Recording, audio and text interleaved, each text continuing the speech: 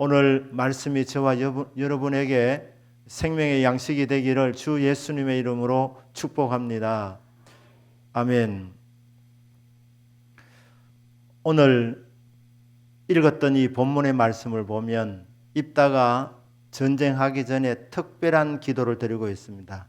기도의 종류가 참 많습니다. 특별한 기도라 그러면 밥을 먹지 않고 올려드리는 기도, 금식 기도라고 합니다. 우리 예수님께서도 40일 금식 기도를 하신 적이 있으셨습니다. 금식 기도가 있고 밤에 잠을 자지 않고 밤새도록 드리는 기도를 철야 기도라고 합니다. 근데 오늘 입다가 드린 기도는 서원 기도라고 합니다. 하나님께 이 응답을 주시면, 이 전쟁을 이기게 해주시면 제가 이렇게 해드리겠습니다. 그렇게 하나님께 약속을 하고 올려드리는 특별한 기도를 서원 기도라고 합니다. 서원 기도 드릴 수 있습니다. 특별한 응답을 기대하면서 우리가 서원을 할 수 있는데, 그럼 서원 기도는 언제 드리느냐? 서원 기도는 보통 크게 한 두 가지 경우에서 서원 기도를 합니다. 한 번은 어떤 경우이냐 하면 하나님의 은혜를 깨달을 때, 은혜 받았을 때 그때 자발적으로 하나님 앞에 올려드리는 약속이 있습니다.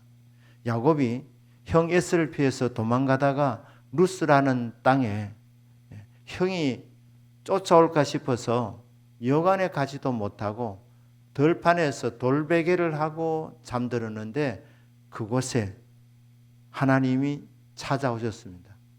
꿈에 보니까 사닥다리가 자기 이마에서부터 하늘 꼭대기까지 그렇게 연결되어져 있는데 그 사닥다리 위로 천사들이 오르락 내리락 하는 것을 보았습니다. 그리고 그 사닥다리 꼭대기 끝에 보니까 하나님이 그곳에서 야곱에게 말씀하셨습니다. 내용이 뭐냐면, 야곱아, 걱정하지 마라. 내가 너와 함께 한다. 네가 이제 외삼촌 집으로 가게 되는데 그 밧담 아람으로 가는데 여정이 함께 할 것이고 반드시 금이한양하겠다. 네가 금이한양할 때까지 내가 너를 지키고 돌보며 함께 하겠다. 야곱이 잠에서 깨어보니까 꿈이었는데 꿈속에 하나님이 찾아오셨습니다. 하나님이 하늘문을 여시고 야곱에게 말씀을 주셨습니다. 그래서 그때 야곱이 뭐라고 말합니까? 두렵도다 이곳이요, 이는 다름이 아니라 하늘의 문이다. 그래서 벳엘이라, 하나님의 집이라고 그렇게 이름을 짓습니다. 그때 하나님의 은혜를 경험하고 하나님의 임재를 경험한 이후에 야곱이 자발적으로 서원한 것이 뭡니까? 하나님이여, 진짜 말씀하신 대로 저에게 해주셔야 됩니다. 그렇게 해주시면 그러면 이곳이 성전이 될 것입니다. 그리고 하나님이 나에게 주신 물질의 복 10분의 1을 반드시 하나님께 드리겠습니다. 이렇게 서원 기도를 했습니다. 그러니까 은혜 받고 그때 너무 감사해서 하나님 살아계시는구나, 하나님이 나에게 이런 은혜를 베풀어 주셨구나 해서 그때 올려드리는 약속이 있습니다. 자, 서원 기도는 또 언제 드리느냐? 꼭 응답받고 싶을 때 드리는 서원 기도가 있습니다. 한나가 결혼을 했는데 자식이 생기지 않는 것입니다. 그런데 경쟁자 버닌나는 자식이 있었습니다. 이 버닌나가 계속 한나를 괴롭히는 겁니다. 한나가 어느 날 하나님 앞에 서원 기도합니다. 울면서 통곡합니다. 하나님이여, 내 기도를 들어주옵소서. 아들을 주시면 평생 하나님께 삭도를 대지 않겠습니다. 머리를 자르지 않는 나시린으로 하나님 앞에 드리겠습니다. 아들 주시면 바치겠다는 서원 기도를 했습니다. 그러니까 서원 기도는 드릴 수 있는 언제 하느냐? 은혜 받고 하나님 너무 고맙습니다. 내 삶을 드립니다. 물질을 드립니다. 이곳이 성전이 될 것입니다. 은혜 받고 서원하는 기도가 있고, 혹은 정말 꼭 응답받고 싶을 때, 기도해도 일반적인 기도로 잘 응답이 오지 아니할 때, 그때 특별하게 올려드리는 기도가 서원 기도라는 것이 있습니다. 그런데 이 서원 기도는 하나님께 올려드리는 약속이기 때문에 서원 기도할 때 여러분들이 조심해서 해야 됩니다. 함부로 약속을 하지 않아야 됩니다. 너무 좋아가지고 하나님 저 시집 안 갈래요. 하나님 저 장가 안 가겠습니다. 독신 선교사로 살겠습니다. 그 마음이 뜨거울 때 충분히 이해가 됩니다. 예수님이 최고니까. 예수님 은혜 받고 나면 세상과 나는 간고도 없고 구속한 주님만 보일 때, 그때 주님 앞에 사랑의 고백을 하게 될 때 주님밖에 없습니다. 이 고백이 나오는 것입니다. 그때 나 장가 안 가겠습니다. 이렇게 하는 거예요. 그런데 그렇게 함부로 말은 안 됩니다. 마음이 뜨거울 때 잘 판단하셔야 됩니다. 판단하셔야 됩니다. 진짜 내가 선교사에 자질이 되는지, 그리고 독신으로 살 만한 감당할 수 있는 은사가 있는지 다 감안해야 되는 겁니다. 다 감안해서. 함부로 말하면 안 된다는 것입니다. 그리고 서운한 것은 지켜야 합니다. 그렇기 때문에 함부로 말하지 말라는 것. 그렇게 말씀합니다. 주의 전에 들어오거든 함부로 말하지 마라. 함부로 말하지 마라. 네 생각과 의견을 자꾸 필요하려고 하지 말고 말씀을 자꾸 들으려고 해라. 그러니까 여러분 교회 와서 먼저 기도할 제목이 뭡니까? 주여 저에게 말씀해 주옵소서. 주의 종이 듣겠습니다. 하나님이여 저에게 말씀하여 주옵소서. 내 사정 말하지 않아도 하나님은 내 형편과 처지 정확하게 알고 계십니다. 그러니까 먼저 주의 말씀을 들어야 되는 것입니다. 함부로 말하지 마라. 가까이 주님께 다가가서 주님 말씀을 들으려고 해라.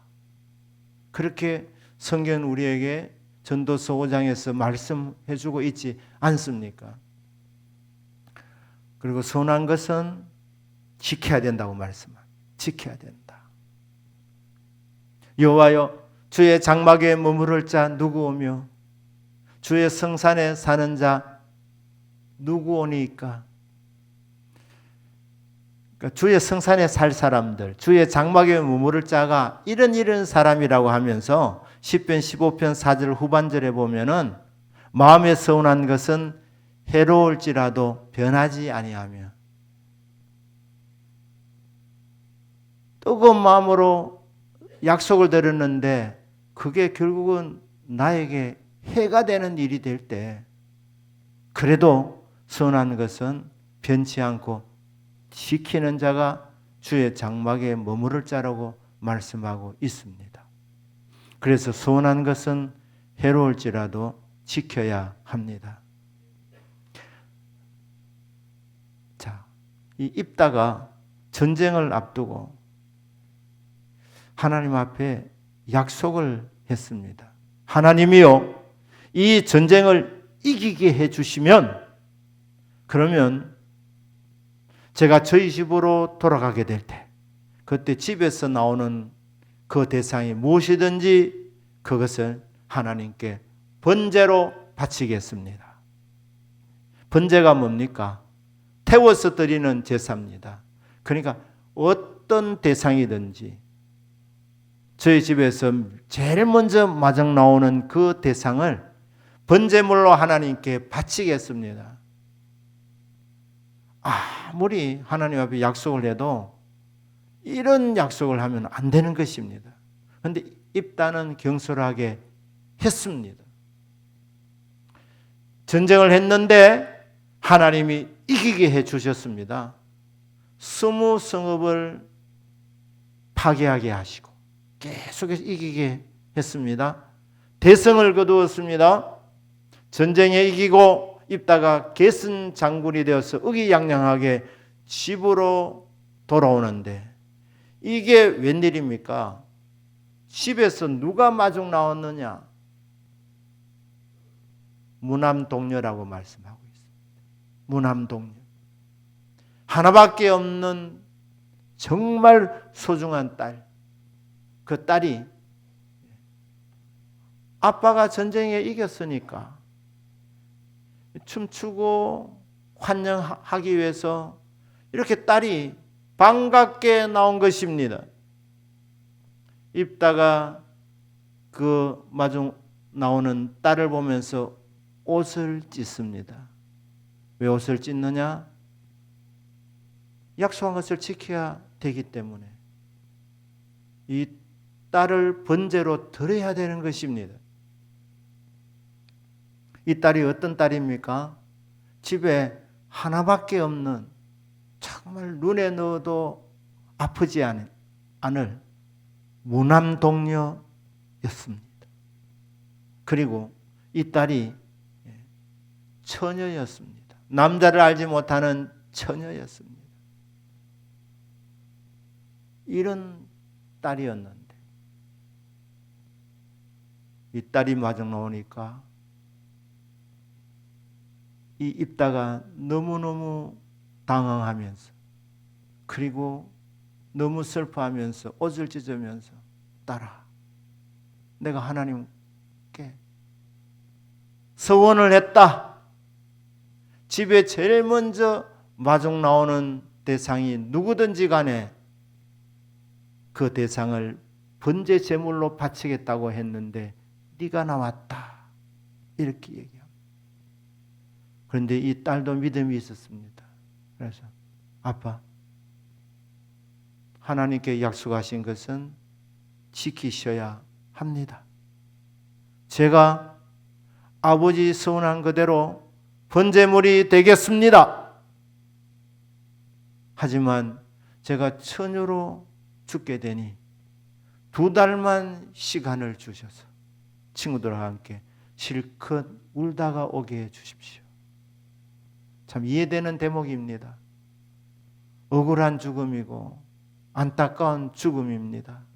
그래도 아빠가 경솔했지만은 하나님 앞에 뱉은 말이기 때문에 그 약속은 지키셔야 합니다. 제가 아빠의 서운한 그대로 제가 죽겠습니다. 이렇게 해서 이 무남동녀가 번제물이 되는 이것이 오늘 우리가 읽었던 본문의 내용입니다. 그런데 여러분, 서원한 것도 꼭 지켜야 되는 것은 아닙니다. 성경에 다른 데 보면 서원한 것도 잘못된 것은 철회할 수 있습니다. 회개 기도하고 하나님 잘못 알아서 약속했습니다. 용서해 주십시오 하고 철회할 수 있습니다. 특별히 결혼하지 아니한 자녀들이 서원 기도를 한 것은 부모가 들어보고 그게 잘못되었을 때는 부모가 하지 마라 그러면 안 해도 됩니다. 또 성경적이 아닌 것은, 비성경적인 것은 회개하고 철회하면 됩니다. 하나님은 인신공양의 제사를 원치 아니하십니다. 하나님이 이스라엘 백성들에게 희생 제사 제도를 말씀하실 때에 하나님이 정해놓은 제물들이 있습니다.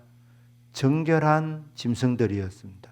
부정한 짐승들은 희생 제물로 드리지 말라고 말씀했습니다. 그래서 정결한 양이나 염소나 수소 이런 것들을 하나님 앞에 희생 제물로 드릴 수가 있었습니다. 그런데 하나님께서 제사 제도를 말씀하시면서 성경 그 어디에도 사람을 바치라고, 너희들이 너무너무 중대한 일이 있을 때에 사람을 희생제물로 바치면 내가 기도 응답해 주리라, 그런 말씀 없습니다. 그렇기 때문에 성경에 없는 이 원리이기 때문에 이 원리는 안 해도 됩니다. 이방인들은 특별히 이 거모스 신에게 몰렉에게 아들을 불에 태워 바치는 그런 제사도 있었습니다. 왜냐하면 이방 신들의 개념이 뭐냐 하면 이방인들은 우상을 섬기면서 신들을 감동시킬 만큼 헌신을 해야지 응답받는다고 생각하기 때문에 최고의 헌신은 자기 아들을 바치는 것이라. 그러면 신들이 그 예물을 받고 응답을 줄 것이다, 이렇게 믿었습니다. 그러나 여호와 하나님, 이스라엘의 하나님은 사람의 생명을 요구한 적이 없습니다. 딱 한 번 있지만 그것은 이삭을 번제물로 받기를 원해서가 아니라 아브라함의 믿음을 테스트해 보기 위해서, 성경 분명히 나와 있습니다. 아브라함의 믿음을 테스트하기 위해서 요구한 것이지 이삭을 실제로 번제물로 받기 원하셔서 하나님이 요구하시지 않았습니다. 그렇기 때문에 인신공양은 비성경적인 것이기 때문에 입다가 하나님, 제가 잘못 알았습니다, 용서해 주십시오, 회개하고 약속한 것을 지키지 않아도 하나님께서 입다에게 재앙을 내리지 않았으리라 믿습니다. 그런데 입다가 왜 첫 번째 나오는 것을 번제물로 드리겠다고 약속을 했을 것 같습니까? 입다가 기도할 때에 기도만으로는 안 되겠다는 생각이 들었던 것 같습니다. 그래서 하나님을 감동시키려는 헌신을 해야 되겠다, 그런 생각을 하고, 그래서 내가 전쟁에 이기게 해주시면 집으로 돌아갈 때 마중 나오는 첫 것을 내가 번제물로 드리겠나이다. 하나님 앞에 귀한 것을 드려야 하나님께서 기도를 응답해 주시고 전쟁에 이기게 주실 것이라는 이런 계산이 있었던 것입니다. 여러분, 하나님은 우리가 무언가를 드리는 것을 보시고 하나님의 기대에 충족될 때 응답 주시는 분이 아니신 분입니다. 그냥 아무 공로 없이 그냥 나와서 예수 이름으로 기도하면 하나님께서 우리의 기도를 들어주신 줄로 믿습니다. 아멘. 그럼 입다가 왜 이렇게 했느냐? 잘못된 시대를 살았던 것입니다. 이 사사 시대는 이방 신들의 영향을 크게 받던 시대였습니다. 복음을 모르는 시대였습니다. 복음을 모르는 시대. 저와 여러분은 참 좋은 시대를 살아가고 있습니다. 우리는 복음을 아는 시대입니다. 저와 여러분이 기도할 때에 하나님께서 우리에게 응답을 내려주시는 이유가 무엇이겠습니까? 무언가 귀한 것을 바쳐서가 아닙니다. 하나님께서 은혜로 우리에게 응답을 내려주십니다. 구하면 주신다는 약속에 근거하여서 하나님이 우리 기도에 응답을 내려주십니다. 그런데 응답에 대한 확실한 약속의 말씀이 있는데 이게 뭐냐? 로마서 8장 32절입니다. 거기 이렇게 나와 있습니다. 자기 아들을 아끼지 아니하시고 우리 모든 사람을 위하여 내주시니가 어찌 그 아들과 함께 우리에게 모든 것을 주시지 아니하겠느냐? 하나님이 우리에게 모든 것을 주시는, 기도 응답을 주시는 이유는 아들 때문이랍니다. 그 아들과 함께 주신다고 말씀합니다. 그 아들이 누구냐? 하나님의 독생자 예수 그리스도이십니다. 하나님께서는 우리를 구원하시기로 작정하셨습니다. 그 하나님은 우리를 도와주시기로 작정하셨습니다. 그 하나님은 우리에게 복을 주시기로 작정하셨습니다. 하나님은 우리에게 은혜로 모든 것이 주어지도록 하나님께서 작정하셨습니다. 작정하시고 하나님 무엇을 하셨느냐? 아들을 이 땅에 보내신 것입니다. 이 아들이 누구냐? 독생자 예수 그리스도. 홀로 독자입니다. 홀로 나신 분. 독생자 예수 그리스도. 하나님 보실 때 정말 사랑스럽고 하나님이 그렇게 아끼시던 독생자. 제2위의 하나님. 영원전부터 영원까지 하나님 아버지와 함께 계시며 교제 나누시던 그 예수 그리스도를 이 땅에 보내셨다는 겁니다.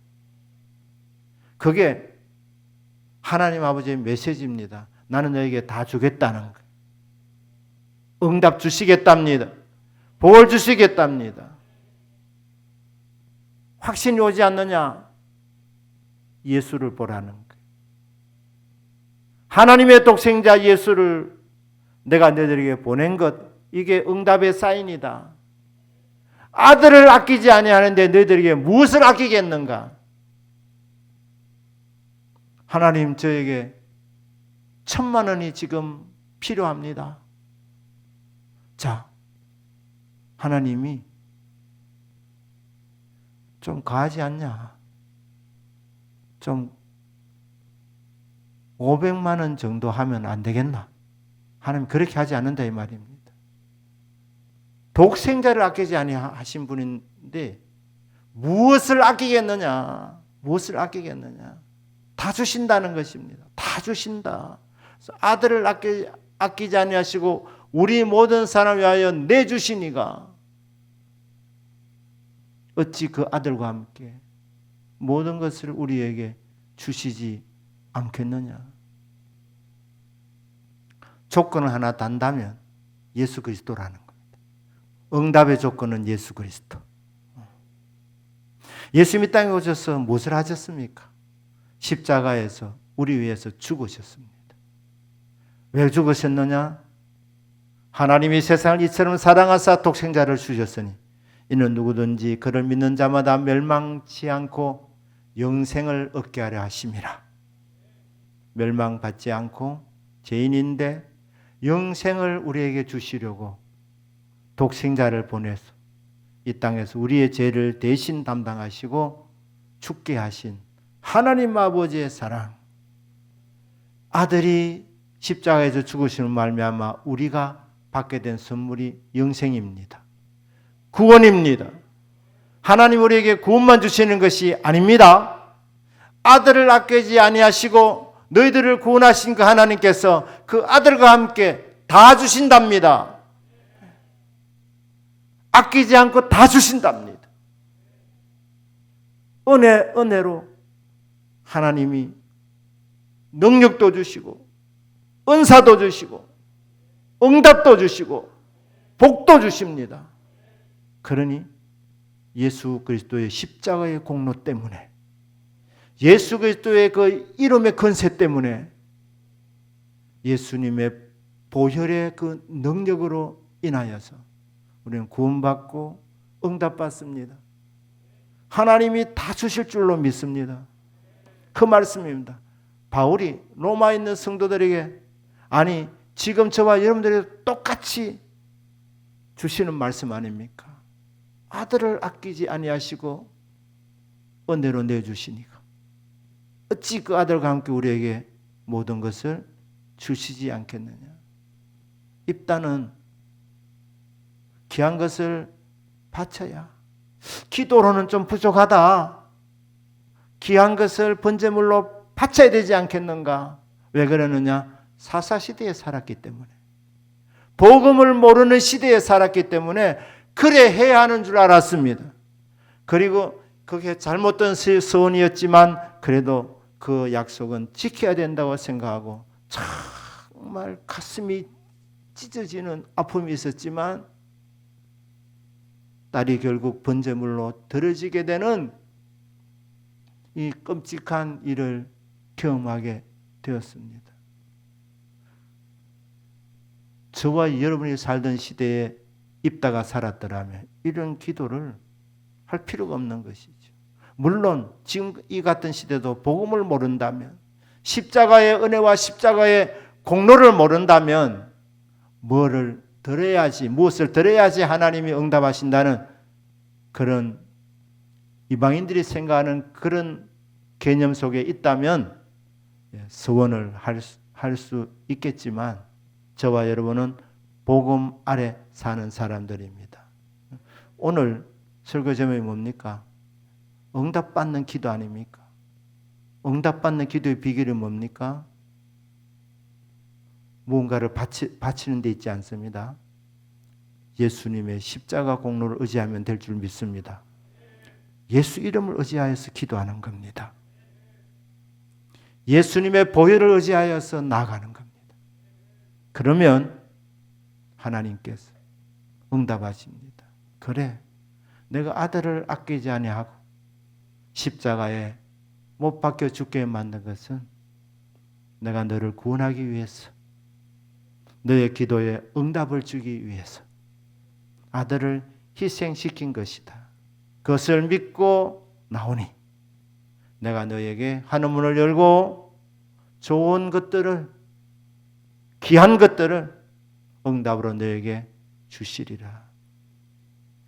오늘 이 밤에도 예수 그리스도의 보혈의 피를 힘입어서, 예수 이름의 권세를 힘입어서 예수 이름으로 나아가셔서 구하고 찾고 두드려서 우리 하나님께서 하는 문을 여시고 여러분 기도에 구하는 것들 주시는 복된 응답의 시간이 되기를 주 예수님의 이름으로 축복합니다.